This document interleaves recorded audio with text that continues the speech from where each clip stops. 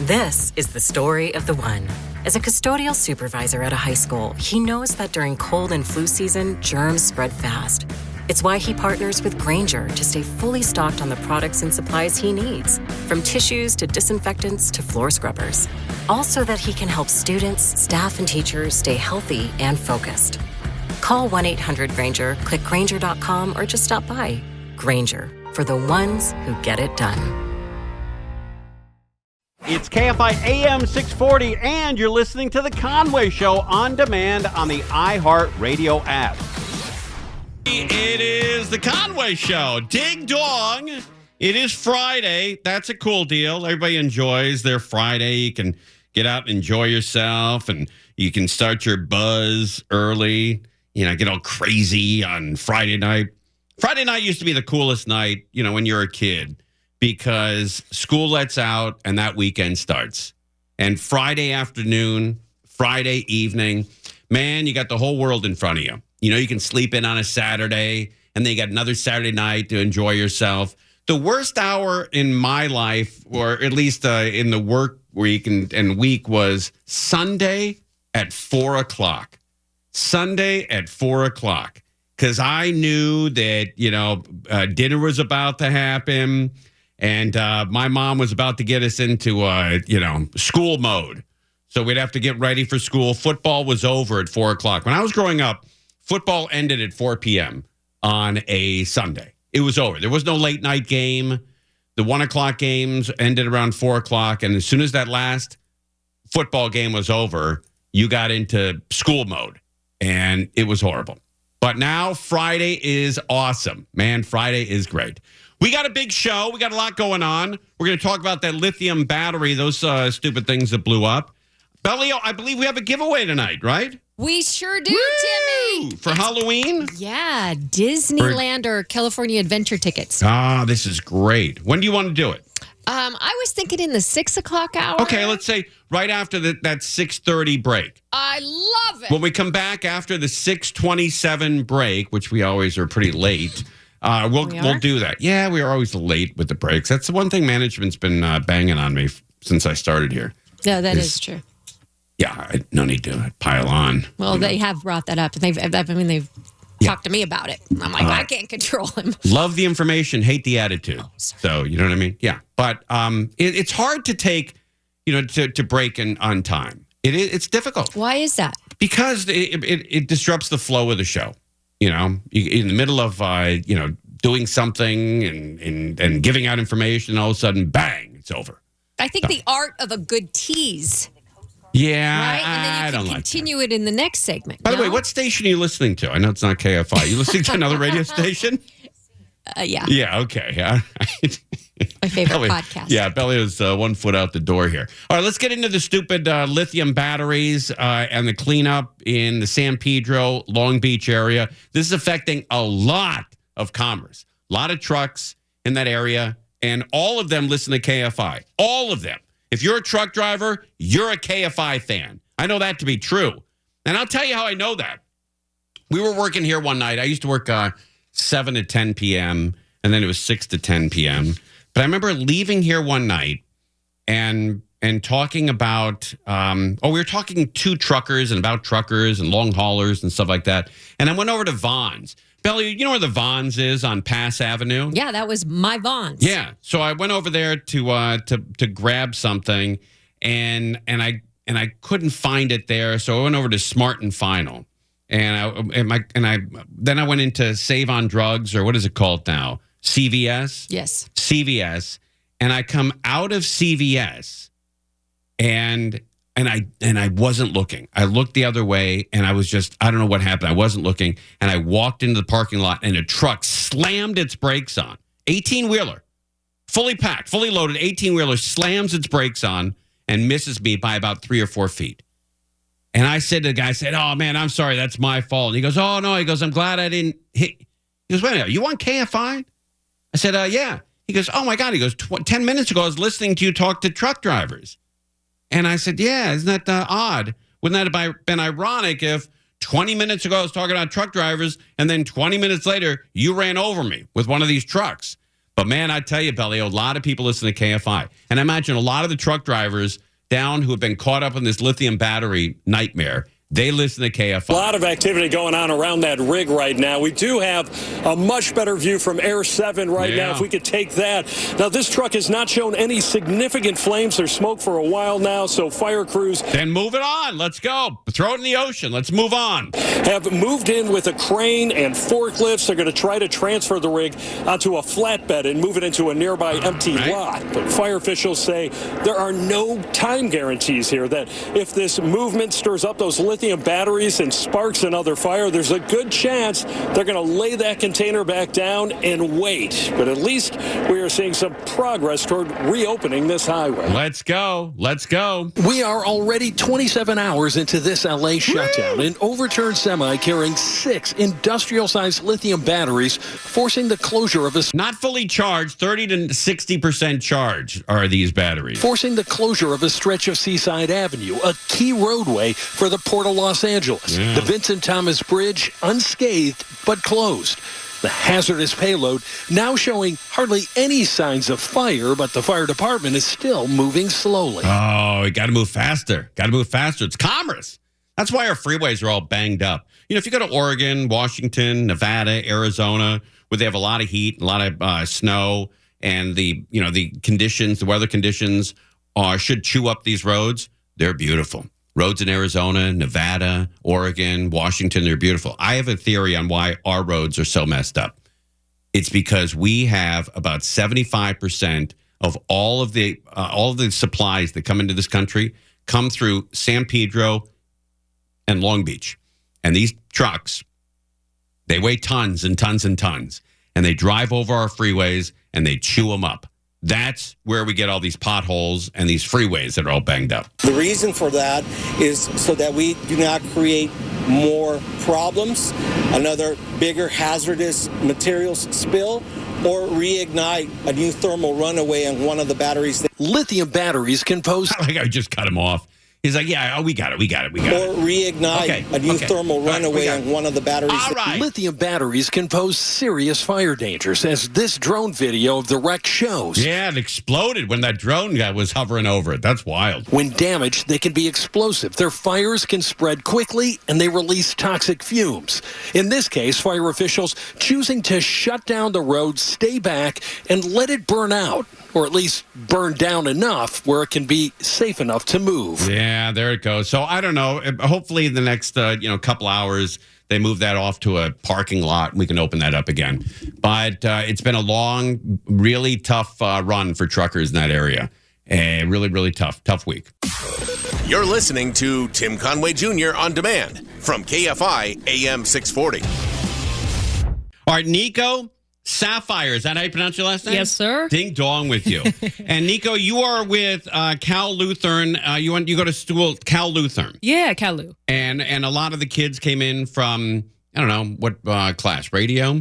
Oh, right. That's, when we came in for the tour. Yeah. It was all radio students, different classes. Okay. But, and we said anybody who mentions us on social media and knocks it out would love to have you on. And you were one of only 4 people that did That's right. There was it was like, 15 of us that came? Everyone should have done it. Or something like I know. You know, was crazy. I was debating whether or not I should actually do it. Really? Because I didn't. Well, I don't know. I'll be honest. I was a little intimidated. There was some other people that had like a ton of followers on Instagram, so I didn't know. I see. And then I had people just like, just do it. So. Are you a junior, senior? I just graduated. Oh, you did? In May. Congratulations! Mm-hmm. Yeah, oh, that's thank really you so cool. Much. Yeah. And Cal Lutheran, I didn't know this. If somebody asked me what it costs to go to Cal Lutheran for a year, I would have said 30, 35. I would not have said 68. Right. I had no idea, actually, that it went up that much. I think when I was starting, it was maybe in the 40s. Okay. Or something like that. But it's a private school. So, yes. Good education. Yeah, absolutely. And a great, sort of networking with alum, and, they're out there. Oh, yeah. That's why I'm here. Yeah. All right. Also, you're involved with Studio 640 with our own Steve Gregory. Yeah. And you did one of the shows today? today? Yes, I just finished. It was my 7th show doing it,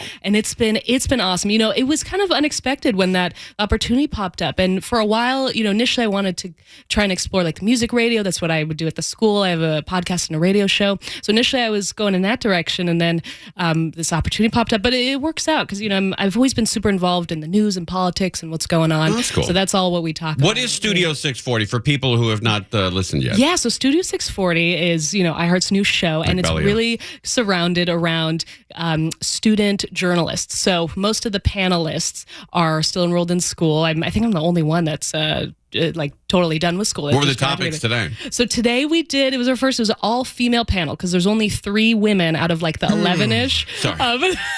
Tim. Sorry. Come on. Sorry. All right. So what was the what were the topics? So yeah, it was just we had talked all about like women's issues on and off campus. So from you know campus safety to equality, you know sisterhood stuff and reproductive rights was a big one. So I think I got it right, Belly. Right with the yawn. Did I get that right? Did I nail that? No. All right. So rude. All right. So now you graduated. You went there for 4 years. Yes. Did you live on campus? No, I was a commuter. Okay. Do most people commute?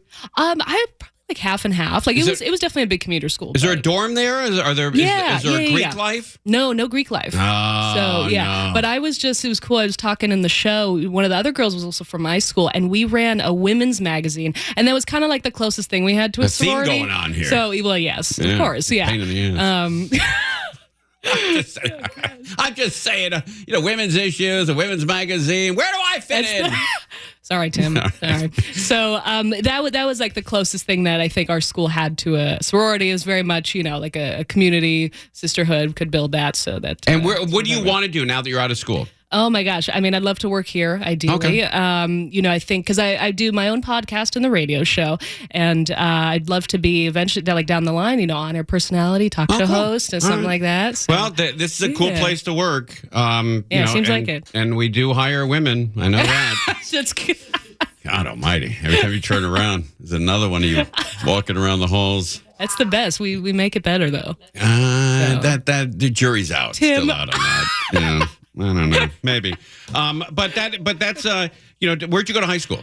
Calabasas High. Okay, so you stayed in the area. Mm-hmm, yeah. That's why you commuted. Yes. Yeah. All right. Yeah. But I'm always interested in people that lived on campus there because I've never seen a dormitory there or apartments or anything.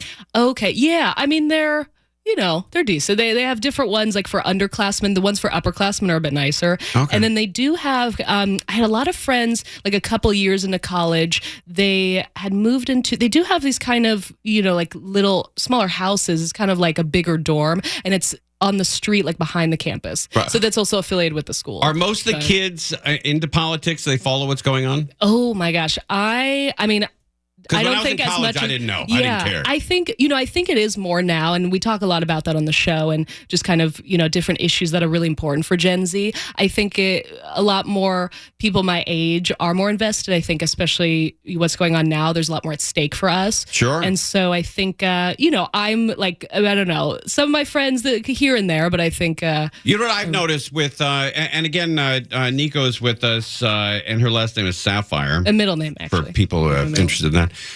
But I noticed that there's a younger generation, like between, I don't know, like 18 to 25, and you would think all of them would be big Harris fans and big Democrats and stuff like that. But man, there is a pretty sizable group between 18 and 25 who are in on the Trump vote and Trump deal. Is that going on at Lutheran, Cal Lutheran? I mean, I think it's everywhere. I think you can find it everywhere. You know, I think especially a lot of women, and I heard somebody say, like, I think a lot of younger women, you know, are getting more progressive. I do think a lot of younger men are getting more conservative, and it's an interesting trend that I think you can see happening, you know, because, I mean, a lot of, that's what's at stake is a lot of women's issues and women's freedom and women's rights, you know, and so I think... and guys are trying to keep them down. Yeah. Always. Yeah, well, that happens. Yeah, what the hell? You don't seem like you would, though, Tim. No, look, we have an executive producer as a woman. We have the traffic here is a woman. My boss is a woman. Yeah. And Crozier loves women. You love women. I love them, yeah. We're women. Loves women. And They're Steph-Oosh. great. Steph-Oosh a big woman hound. He loves women. Ow. Yeah. He's not wrong. Yeah, he's not wrong. That's right. That's right. That Foosh is a stud, Oh, my man. gosh. That guy's a stud. Oh, yeah. That's We're what that besties Superman now. shirt is today. It's that S is for stud on that guy. That guy is a stud. All right, so the Area 640 or Studio 640, that's on 640, yeah. Sundays? Yeah. Yeah, that'll air this Sunday, 2 p.m. All right, that's So- great. But I would say, look, I never like to give advice to anybody because I don't think that I don't think my advice is worth much. But I will say this: I'll give you one piece of advice, and I give it to all kids. Yes. that enthusiasm.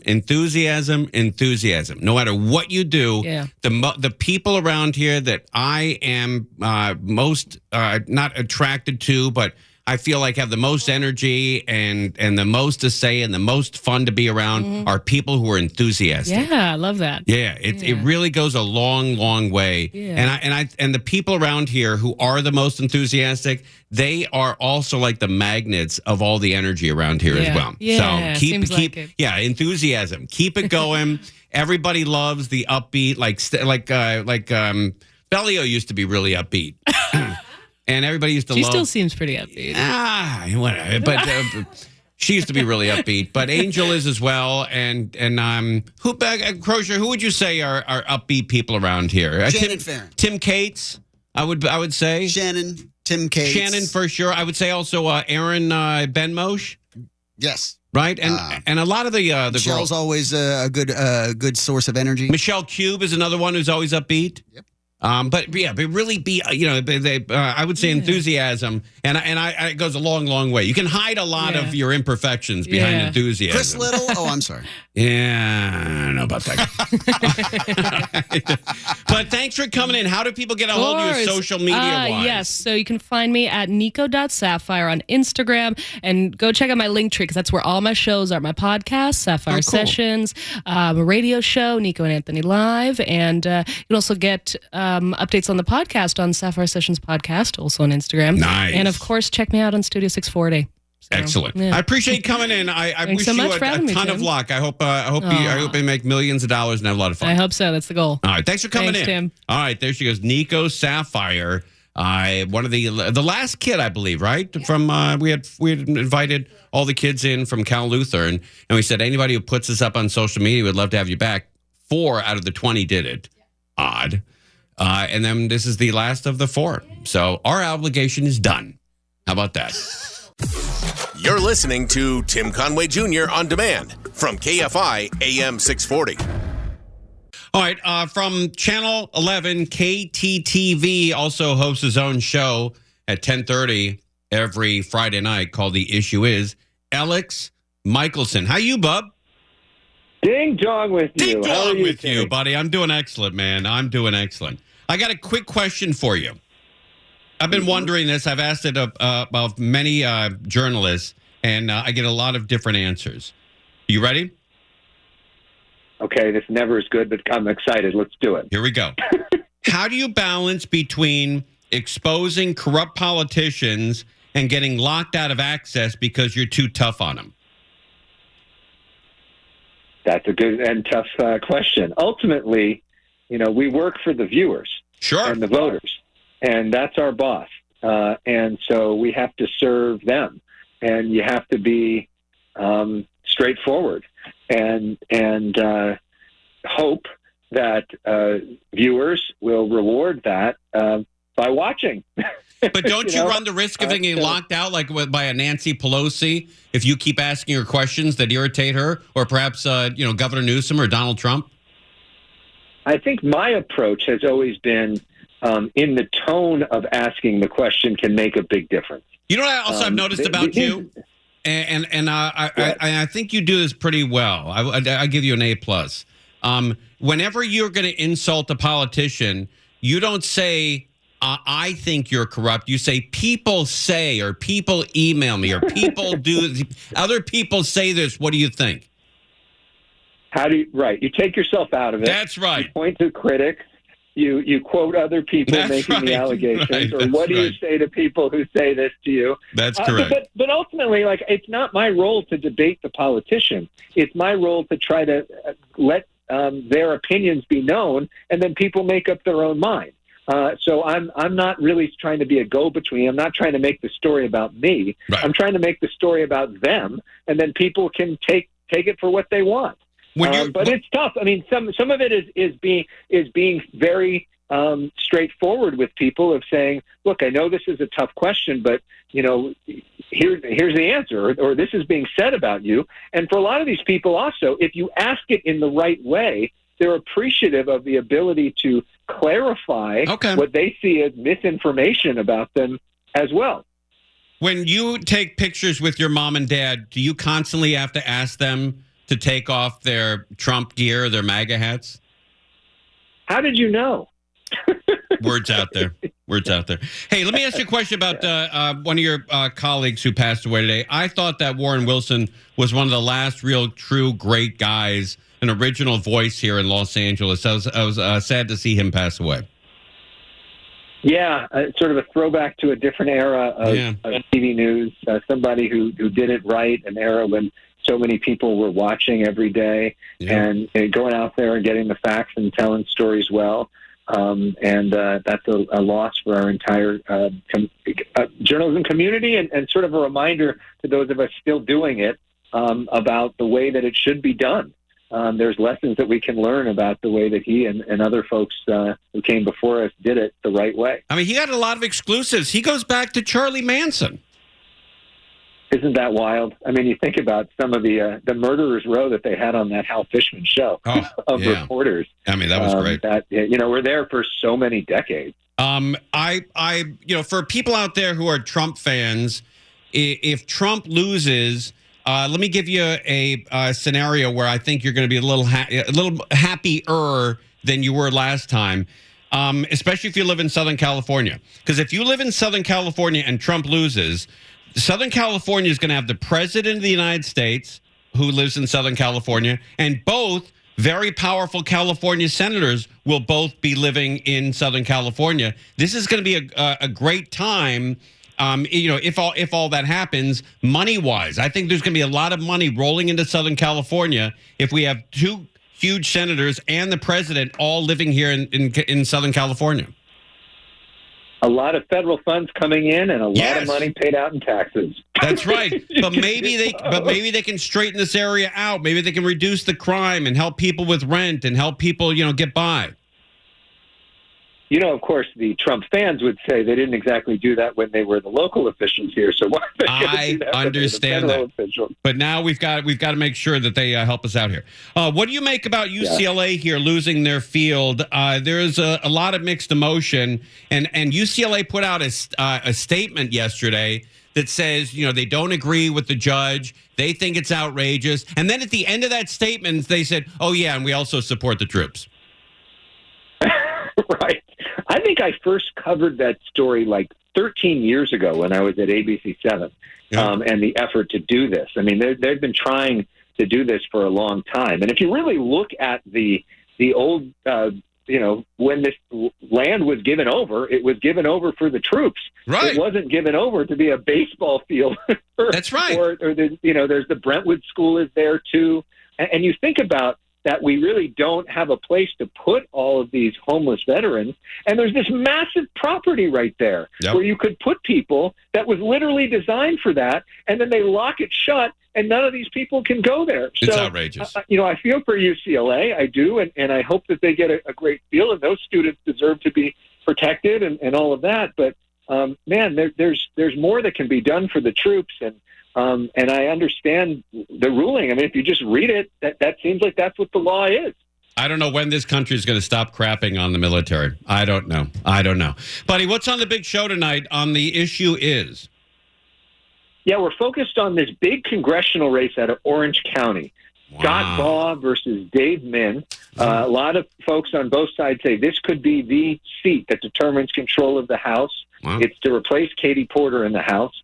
Both Scott Baugh and Dave Min both coming in to the studio, so you get to hear their views and hear like what they are both stand for and make up your own mind on that. And then I also was up in Sacramento this week doing this big panel for PPIC.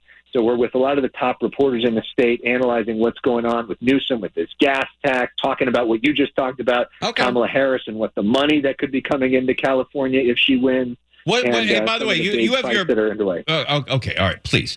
You have your ear to the pavement politically. What is Katie Porter doing now? I like that woman.